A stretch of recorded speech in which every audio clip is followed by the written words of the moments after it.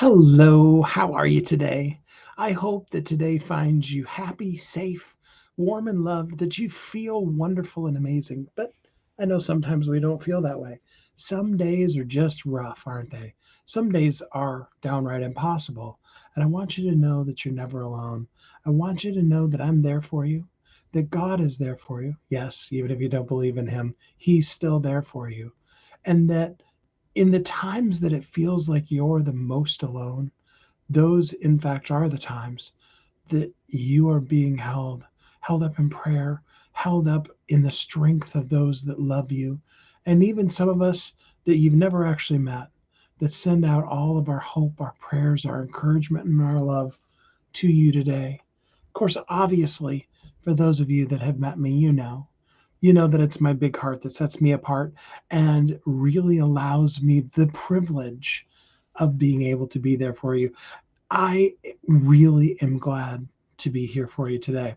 So, with that said, hi, my name is Steve Kidd. I'm going to actually read you my bio. I don't usually do that. I usually just, kind of extemporaneously say it. But I want to read this to you because somebody kind of helped me with it the other day, and I'm really excited about it.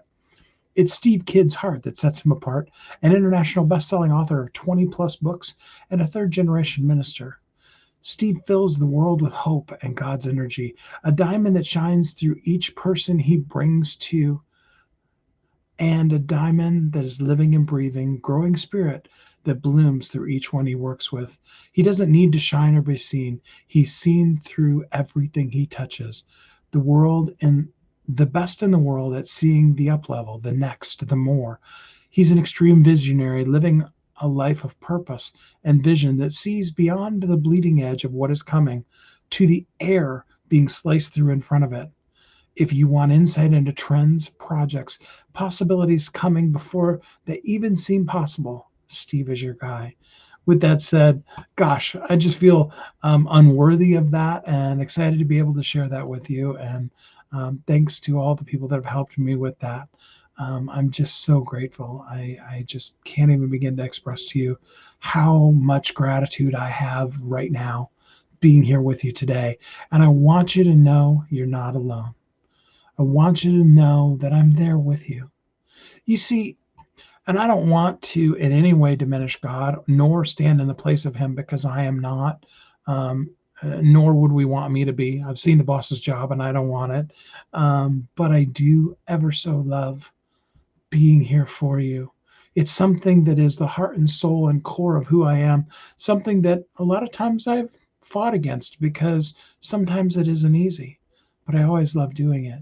You need to know that you're not alone, that you are very, very loved, that you are the most precious gift on the entirety of this planet. The whole world literally was created for you. In fact, heaven and earth moved to bring the world to the place that you could be born. Now, some of us had amazing parents. We had parents that loved us, did their best for us. I'm not saying that my parents weren't flawed, but they loved me more than most. The more I do people's books with them, the more I realize just how many people went through a life of not being loved. And I'm so grateful to my mom and my dad. And mom, yes, I know you're going to listen, and I love you, mom. I hope you always know that. And my dad's in heaven with Jesus now, but I know, and I told him so the last moments of his life.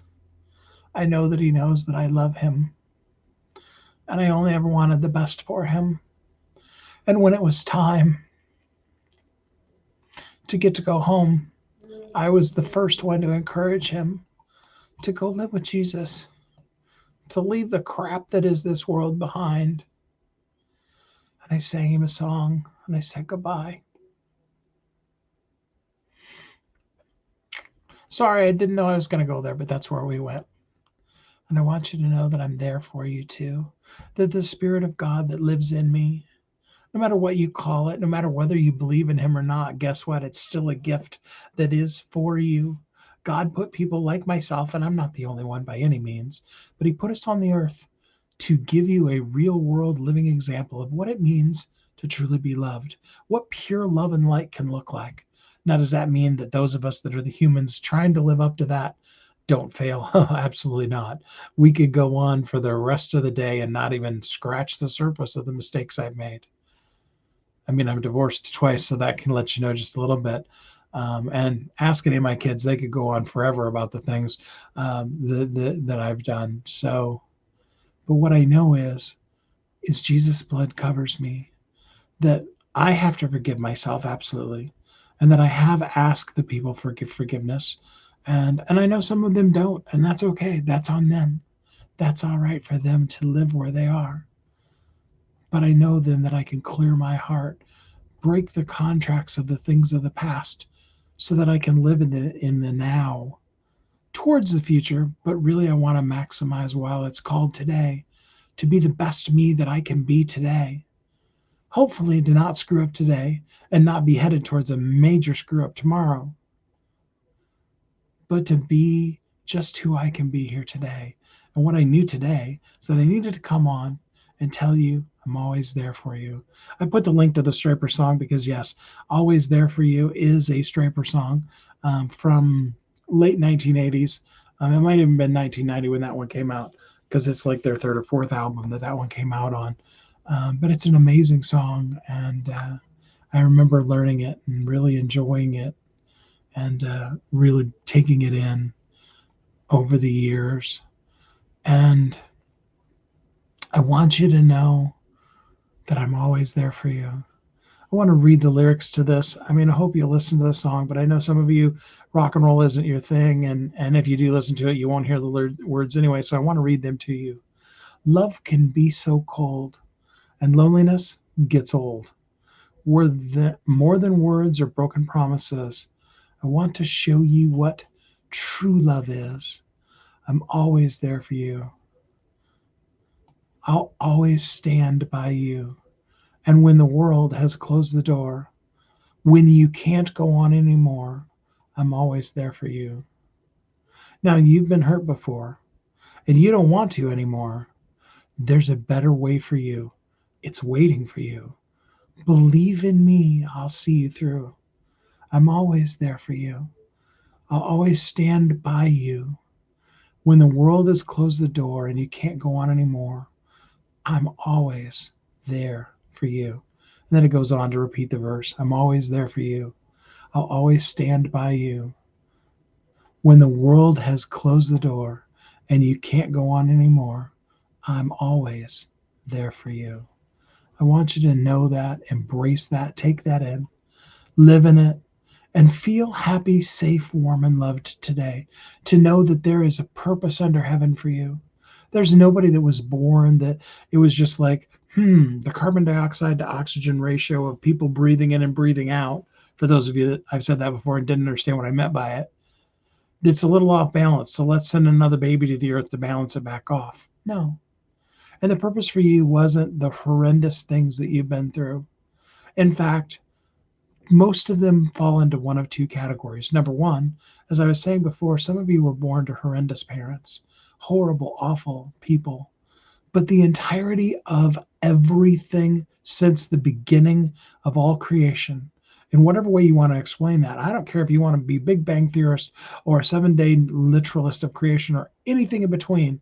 We're not getting into philosophical, theological debates. I'm talking about the fact that the only way for you to come into existence is that the two people who got together at the exact microsecond that your conception happened. Because if it was a microsecond before or a microsecond after, you would be somebody else. Obviously, if it had been a different person or a different time, you would be somebody else. Most of us know that. But many of us don't understand that that absolute moment of conception is the only time that the DNA could mix together to make exactly, absolutely you. And the only way for that to happen, broken, flawed, horrible as they might have been, is for those people to have been together. And maybe they raised you, and maybe they abused you and were horrible to you. Maybe they abandoned you and you never knew them. Maybe one of them that was there and the other one was gone. Lots of horrible situations that happen out of the most miraculous thing that can be, the creation of life. Yet you are so important. There was such a purpose for you. God loved you so much, wanted you in this world so much that the only way in the creation that he had created, which is a very rule based system that has gravity and ways that gravity can be broken and so on and so forth. The only way for your DNA to be combined to be exactly you was in that moment. And so he brought everything together to make sure that it did, so that you would exist. Now, there's the other side of things where it's not the people who were your genetic contributors, we'll call them, but rather other people. And because each of us has free will, and sometimes all of us have wished we don't, but because we enjoy our free will, both in good and bad ways, we have to understand that everybody else has free will too. They have the right to be able to choose to do everything wrong, and many of us have in many times. And there are some that take that to the ultimate conclusion and do such evil things in this world. And some of you have been caught in the crosshairs of those evil people's actions. And I'm sorry for that. But I want you to know that in everything that's happened in your life, things have and will continue to come along to help you make it through one more day and on to that special, amazing purpose that is for you.